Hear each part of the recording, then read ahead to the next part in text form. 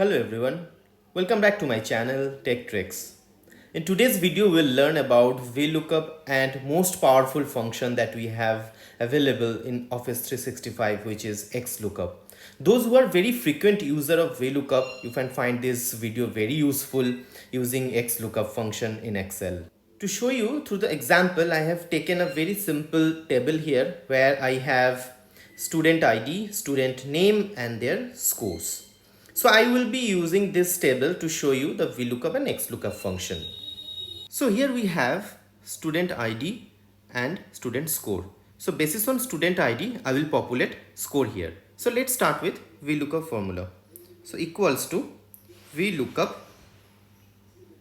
I'll press tab and then I have to select lookup value. Lookup value is my student ID basis on which I have to populate the score.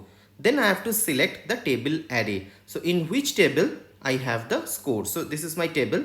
So I have select the entire table here and then I have to provide the column index number. That means in which column is my scores are. So that is in column number 3. So I have to provide the column number which is 3 and then close the bracket and return. So I have #NA showing here. That means data is not available because I haven't entered any ID here. So as soon as I enter any ID, so say for example I have entered 102 and then return, so it's showing me the score is 50. So 102 is the name is Rohit and the score is 50. So this is the way how we use Vlookup function. Now using the same scenario and same example, let's try to understand Xlookup function. So again I have to populate scores here basis on ID and I am now using Xlookup equals to Xlookup. See the difference between Vlookup and Xlookup. Now I have to select the lookup value which is similar to the Vlookup, that is my student ID. Now I have to enter the lookup array. It's not the entire table. So lookup array means where I have my student ID which is here, right? So I have to select the entire column and then I have to select the return array. That means I need scores. So that means, so this is the column where I am trying to find out the scores of the students. So I have to select the entire column and then bracket close and return.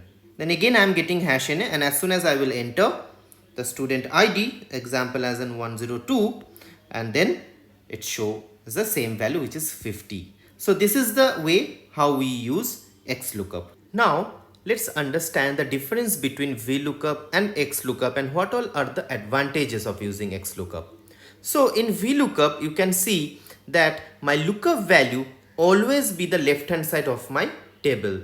So like here I'm searching scores for ID which is in column A. So in column A the ID always be my left hand side of the table and I will pick the values which are all the right hand side of my ID. So this is the limitation. So I need to adjust the columns to pick up the values and to populate the values accordingly.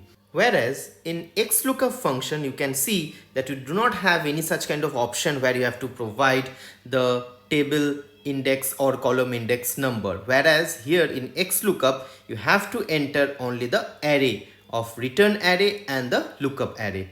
So here we do not have any kind of adjustment of the columns, so it can pick any values either left hand side or right hand side.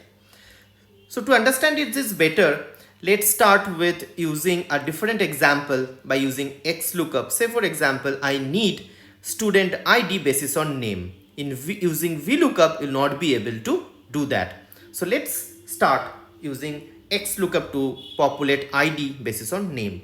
So I will start with Xlookup equals to Xlookup and then I have to select lookup value which is my name because I need to populate ID basis on name. So that's why I select name and then I have to enter lookup array. That means in column B where I have my lookup array and then I have to select return array. I need ID which is my return array and I have to select the entire column and then bracket close and enter.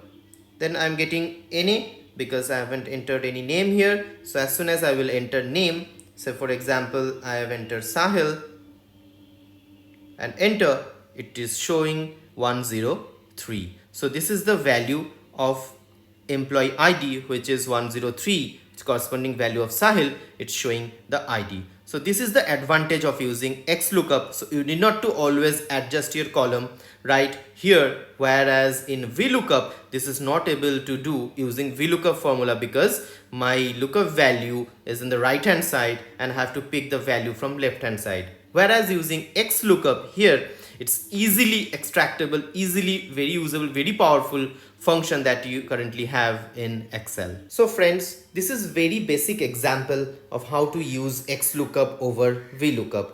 And in my next video, I will show you some advanced feature of Xlookup, and I will also show you some different scenarios where you can use Xlookup over Vlookup. So if you find this video useful, please subscribe my channel and like this video, and stay tuned for more videos like this. Thanks for watching.